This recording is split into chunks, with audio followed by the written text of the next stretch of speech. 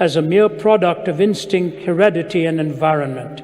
We then feed the nihilism to which modern man is in any case prone. I became acquainted with the last stage of corruption in my second concentration camp, Auschwitz.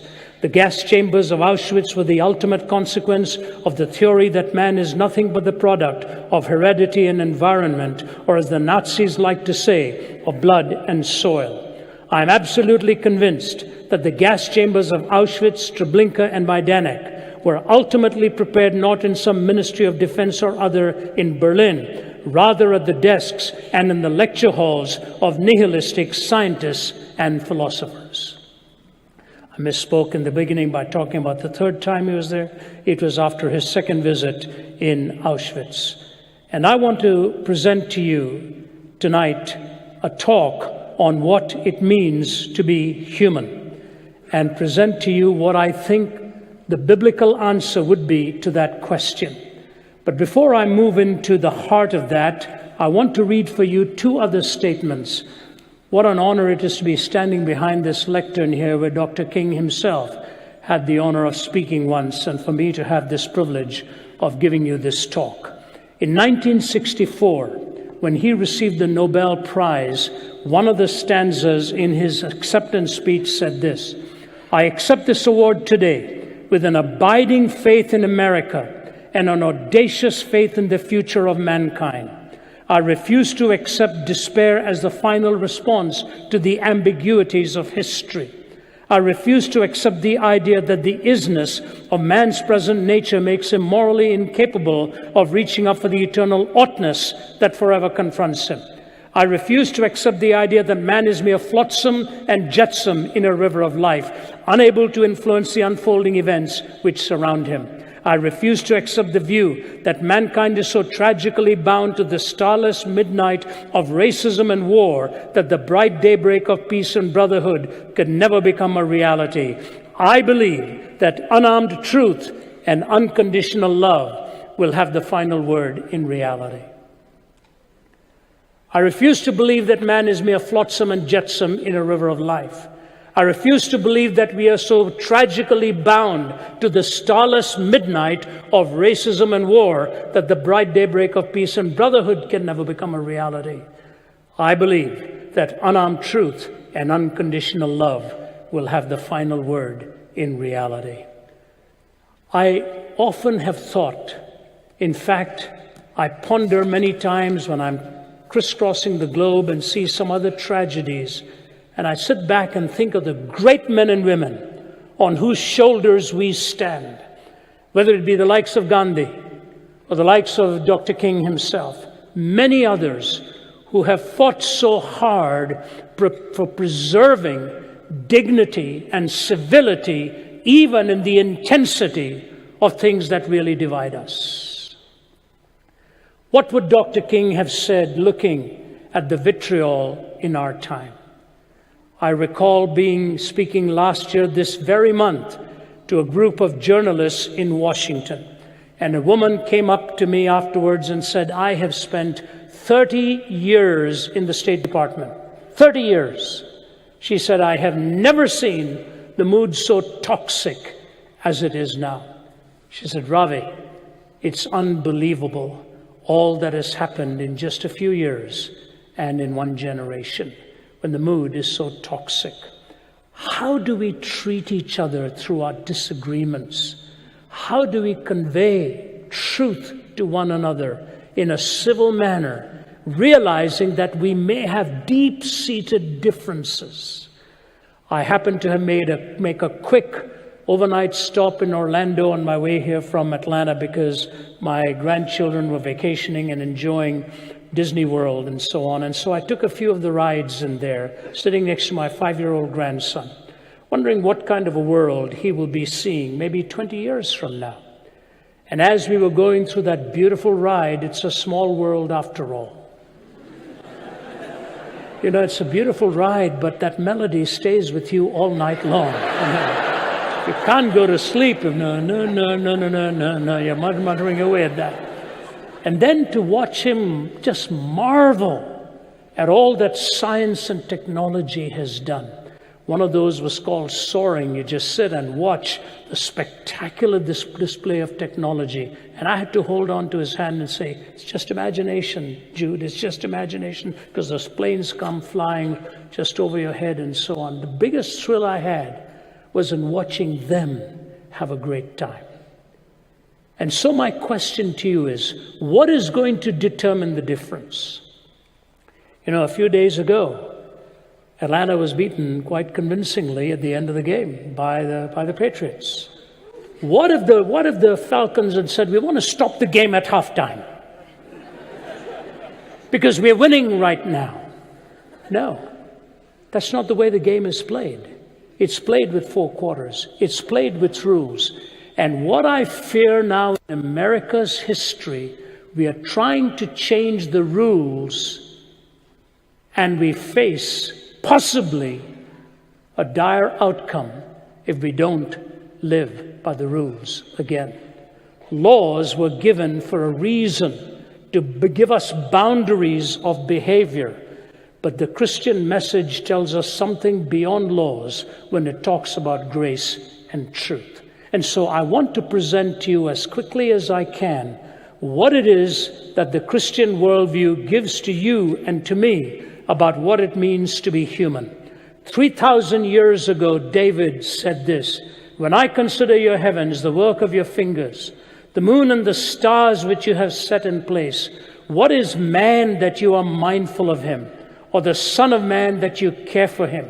You've made him a little lower than heavenly beings, but you've crowned him with glory and honor.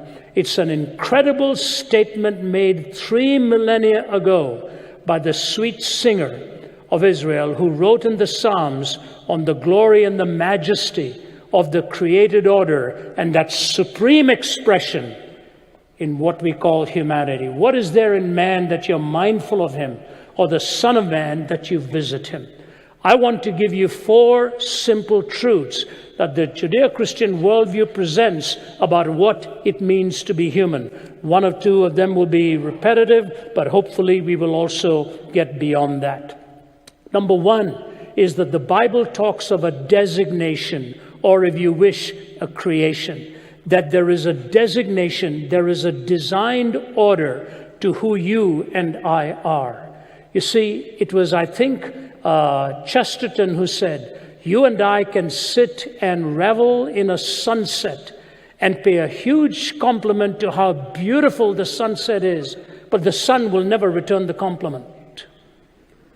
It'll never look at you and me and talk about the capacity to behold and the marvel and the wonder and all that comes together in truth, wonder, love, security, all these components with which you and I live and for which you and I long. When you see the designation or the creation, the first thing you see is this: there is an intrinsic worth to your life. That worth is not given by the United Nations. It's not given by the state. It's not given by the government. It's given by the very designated and created order that you and I have not extrinsic worth, but intrinsic worth. Hence the difference in cultures today, where some nations actually believe that the value of an individual is conveyed by those who are in power. That's not what the Bible reminds you and me. It reminds us that we are made with such essential worth, intrinsic worth. There are 2 extraordinary conversations that Jesus had, which points this out. The first one is the conversation that he is asked to define the laws and which is the greatest commandment. And the greatest commandment had to be reduced from 613 laws. Moses gave 613 laws, and the questioners of the law are trying to trip him up, whether it's going to be law against law, religion against religion. Can you tell us which is the greatest commandment? When Moses gave 613, Isaiah reduced it to 15. David reduced it to 11. Micah reduced it to 3, to do justice, to love mercy, and to walk humbly before your God. Jesus is now being asked to reduce it to 1. It amazes me that he could have, but he didn't. He looked at him and he said, You shall love the Lord your God with all your heart and all your mind and all your soul and all your strength. And you shall love your neighbor as yourself. He said, on these two laws hang all of the laws and the prophets. On these two commandments hang all of the laws and the prophets. Why did he give two? Because of the first, the second necessarily follows. Without the first, the second is with its feet firmly planted in midair. You love the Lord your God, and you love your neighbor as yourself. Why is that so? In that second conversation, now they try to trip him up, political power against political power. And they looked at him and he said, and the man said to him, the lawyer said to him, is it all right to pay taxes to Caesar? How nice it would have been if Jesus had said no. Then come April 15th, you can be both religious and rebellious at the same time and pay the price for it. Jesus said to him, do you have a coin? He said, yes. He said, give me that coin. Jesus took the coin in his hand and showed it to the man. He said, whose image do you see on this coin? The man said, Caesar. Jesus said, give to Caesar that which is Caesar's, and give to God that which is God's. The man should have had a comeback question and said, what belongs to God? Jesus would have said, whose image is on you?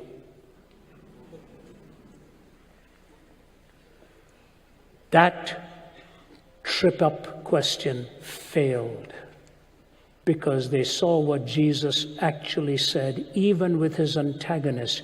You are made imago Dei. No other worldview gives you this compliment. You are not God. No, you are not the devil either.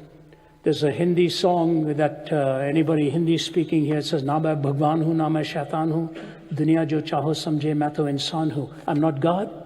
I'm not the devil. You can choose what you want. I am a human being. Song says it. You're not God. Neither are you Satan. You're a human being. Well, the Bible tells us what it means to be human. There is intrinsic worth. I remember being in Chiang Mai in Thailand some years ago. I was visiting a house for those who had contracted Down syndrome at birth, and my daughter had gone to see if we could do a project out there. There was a little boy there called Tu, T-U, and he was doing some paintings. If anybody else had done it, you wouldn't take a second look at it. But he's doing some paintings. And there he was working away with the brush. And you know what the teacher told me? I forget, it happened some years ago. Something like this was his 11th or 13th painting. And people come from all over the world and they buy Tu's painting. You see, he knew that his mother had taken care of him, put him in this home, came to visit him every day, brought him his lunch, did all kinds of things. And when the first painting sold for a hefty amount of money, he took that money in a bag and gave it to his mother and said, without you, I would not have made it.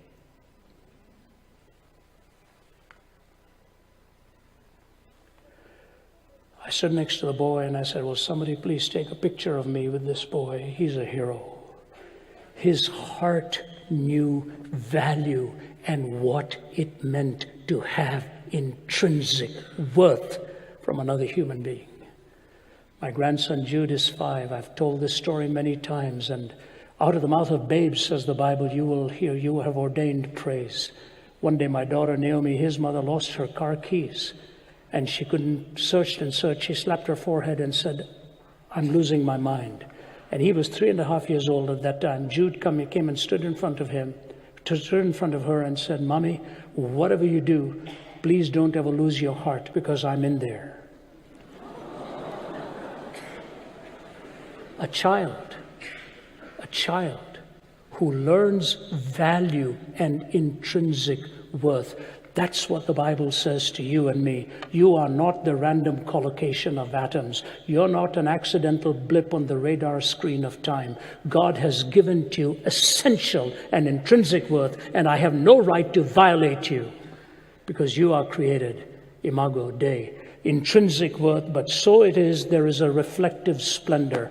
How God manages this is absolutely remarkable by introducing the notion of the family and love between our fellow human beings. He moves this from the cosmic setting to the individualized privilege and prerogative. What do I mean by that? The fact of the matter is, while you and I share the image of God, you have a distinctive uniqueness where your relationships give you the privilege of a kind of love that they cannot give to everybody else. You are in a relationship with that privileged love. I remember some years ago, my son who went to Taylor University in Upland, Indiana, some years ago, there was a terrible accident on a Sunday night with students coming back from the weekend.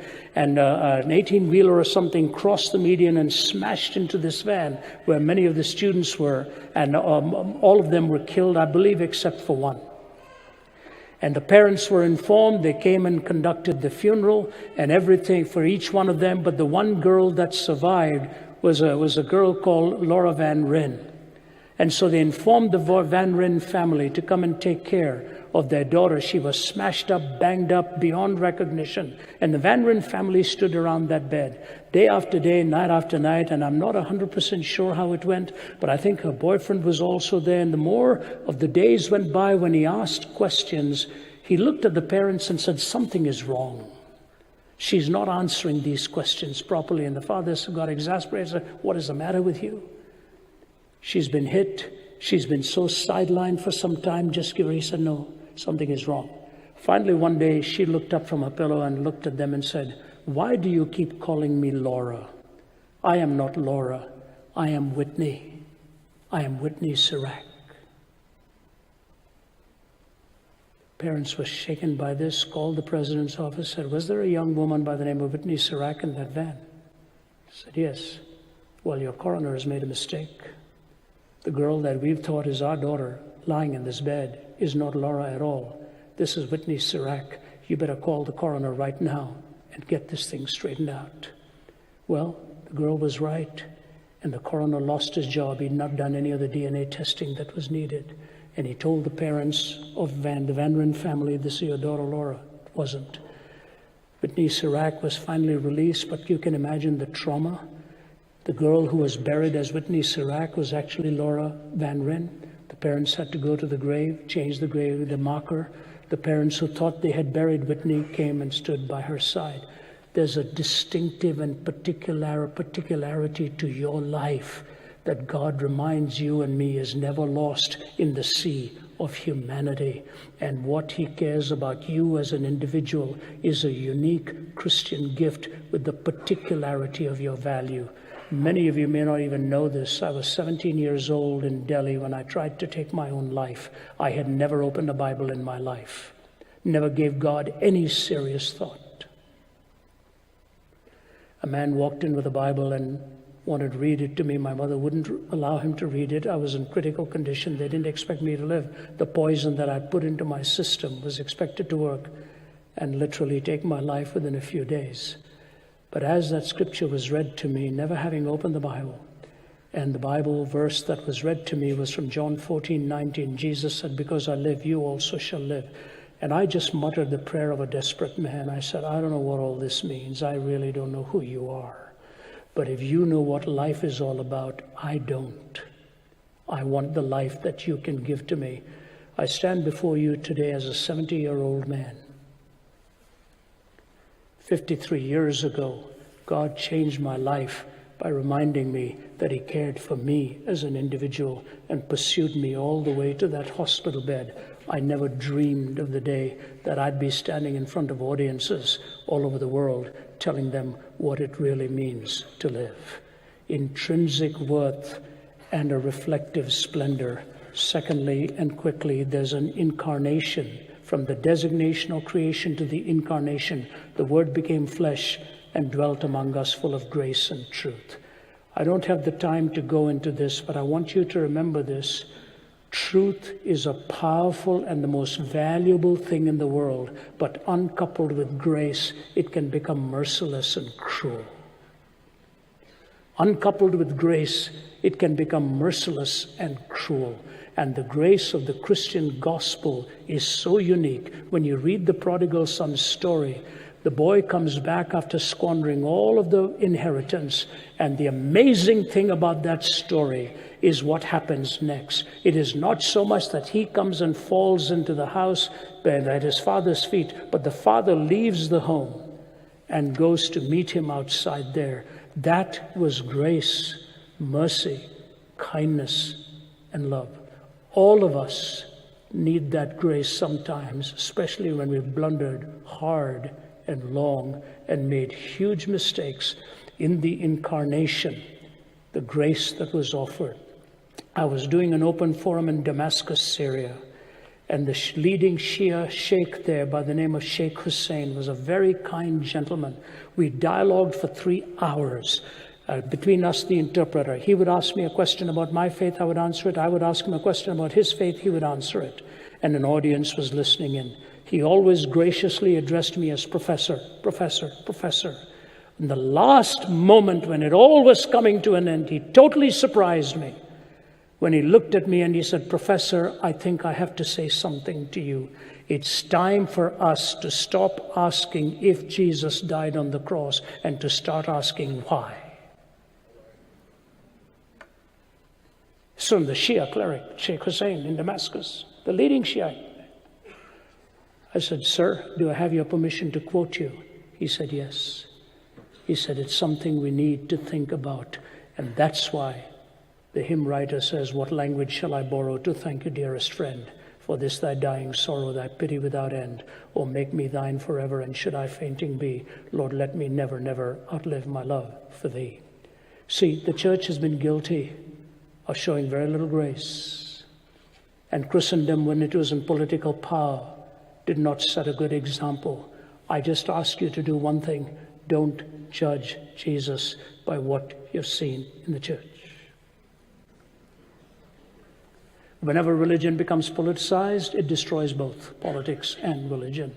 The choice to follow by faith is a freedom for you to choose or not to choose. This is the uniqueness of America. We are given the freedom to believe or to disbelieve.